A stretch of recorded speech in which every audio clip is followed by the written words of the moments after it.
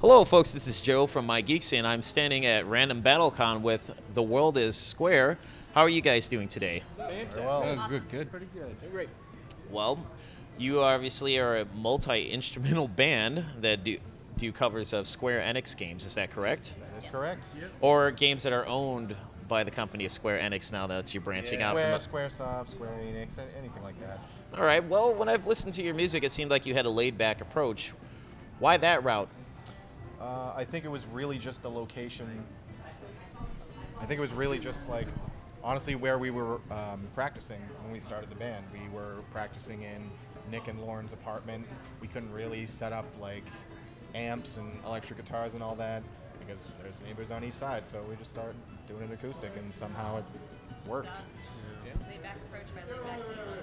And then you started introducing. It seemed like there's a lot of instruments. Ukulele. I don't know what it is. The little the shaker. Is that what the name of that instrument is? Yep. Wow. Okay, not small guitar with strings. Like, so this is terrible already. No, I don't care. This is actually pretty fun. Truth be told, you have a lot of influences. Joe, would you care to talk about your musical influences or groups that you like? Okay, I'm taking it. You want to hold it for me? Some of the influences I like is Edward Sharpe and the Magnetic Zeros. It's pretty folky acoustic music. But then I like all different types of music, really. One of my other favorite bands is the Gorillaz, so Okay. it's all over the place, really. I mean, I get influences from every genre I can, possibly think of. So I mean, I'm sorry for the generic "what are your influences" question, but I wanted to talk to each and every one of you, and that's one of the icebreakers right there. Sure. So, Yeah. generic, but it actually does work. I mean, how often do people actually ask you about your influences? Not too often. Not too often. Yeah. Lauren, Times a day. a couple times a day. All right, fine. Sorry. Gosh, not often. Lauren, I know that you're a huge Fleetwood Mac fan. I am. Why is Lindsey Buckingham your favorite? His finger picking style is something that impressed me very much from a young age. Just what he's able to do. Electric guitar too. Usually you see a finger style with more classical guitars, acoustic guitarists. I'm actually on a really big Tommy Emmanuel kick right now as far as classical goes. But for him to do what he does finger style wise on an electric, I'd never heard that before. Just something that really attracted me to their music. And also Stevie Nicks is a goddess. She's a witch and a goddess. Amazing. Yeah, I'm on board. Josh, I believe you're into Victor Wooten. Yes, I am. I mean, since I started playing, I played bass to begin, and Victor Wooten just was something that I couldn't get over when I first saw like how he played bass. I started playing like Green Day and like Blink-182 songs on bass, and I was like, wow, this is where bass is at in my point in my life. And then you see someone like Victor Wooten just going crazy with a crazy like thumping technique. It's just I don't know. It's just a big influence for me as far as my guitar playing. While I was doing research on you, I did watch a video of him doing a 7-minute bass solo. It was actually pretty cool to watch. Dave, you're into Morphine. Yeah. I meant the band. The band. The other stuff's not too bad. Nah, I don't know. Well, not today. It's low grade, but it's decent. Yeah, all right. It's pretty unique music there. It's, the front man plays a 2-string slide bass, and there's a baritone sax and a drummer, and it's some cool dark music. Yeah. I think Mark Sandman, the bassist front man for Morphine, said once, you don't need more than 2 strings on a bass. You got all the notes on 1 string. You don't need 4. You need 5. So, yeah. Or 8, like some bands. Yeah. And I believe, yes, Nick. Metal is the name of the game for you. Your metal influences. I definitely started out listening to metal because I started off playing drums, and metal's drummers are just insane to listen to.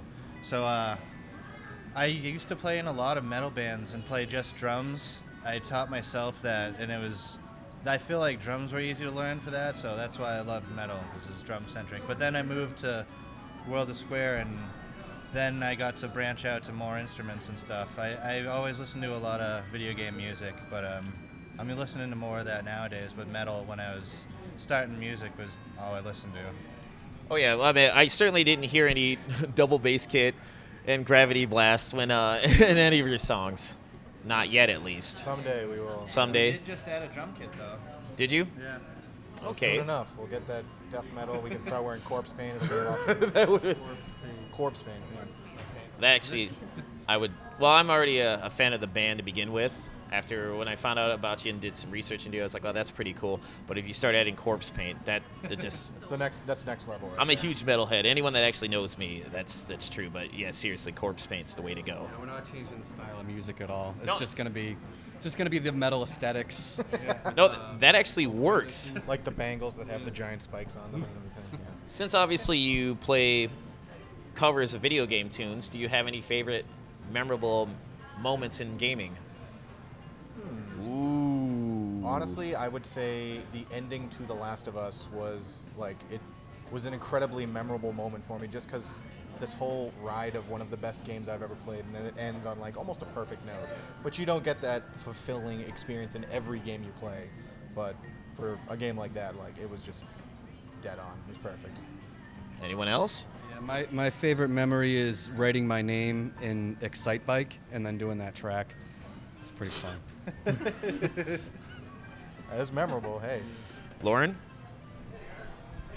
The first video game story that, I don't know, kind of sold me on games as being entertaining, but you can also form an emotional connection with them was in Breath of Fire, the original one on Super Nintendo. Okay. There's a stone robot that is kind of self-aware, and he sacrifices himself. He walks into... Fuck off, dude, it's fine. So he walks into the lava to sacrifice himself so that you can, eventually cross over the ocean where there was lava before, so you can continue your journey. And that was the first thing that really hit me. Wow, this is a story I'm attached to. I'm invested in this, and what a noble cause. What a great thing to do. So that's the first thing I remember hitting me. I think it was 8 or 9 maybe. I don't know. I'm old now, so. Yeah, totally. I can totally see how old you are. I'm old. Joe, do you have any? Sure, yeah. Well, when I was growing up, we didn't have a lot of gaming systems. I got 4 older brothers. We weren't allowed to have video games. But I do remember when we were old enough to buy our own games, my brother bought a PlayStation, and he bought Final Fantasy VII. And I remember probably days on end just watching him play it. He wouldn't let me play it, obviously. But, I just remember that being one of my first solid video game experiences, watching that game just develop, and it was amazing. It was awesome. I felt the same way about that game too, because I played the original Final Fantasy on Nintendo back in the day when I was young, and I didn't understand it. And then years later, Final Fantasy VII came out. I watched a demo of that, and I was like, I have to play that. Yeah. And there's the story. Maybe it's nostalgia speaking, but that story blew my mind back then. Yep. Nick, what about yourself? One I always talk about in this sort of situation is the about halfway point of Final Fantasy VI, when Kefka destroys the world and completely changes from World Map 1 to a completely new world map, and it's a whole world of side quests. I play it all the time. I play it once a year, and I love it. Love Final Fantasy VI. It's just one of those things the bad guy actually won. He made a whole new world. He made a whole new Yeah. world. There's the end of the interview right there. No, actually, you can continue singing in the background. It's okay. Kingdom Hearts was Square Enix, so we can sing A Whole New World. Yes, you fine. can Yeah, actually. Now that it's you good. think about It's that, or you could do Under the Sea with that really awkward level. And Oh yeah. Well, are there any upcoming? We're going to still stay in the gaming topic for a moment. Are there any upcoming Square Enix games or just games in general that you're looking forward to? I got one. Just Cause 3.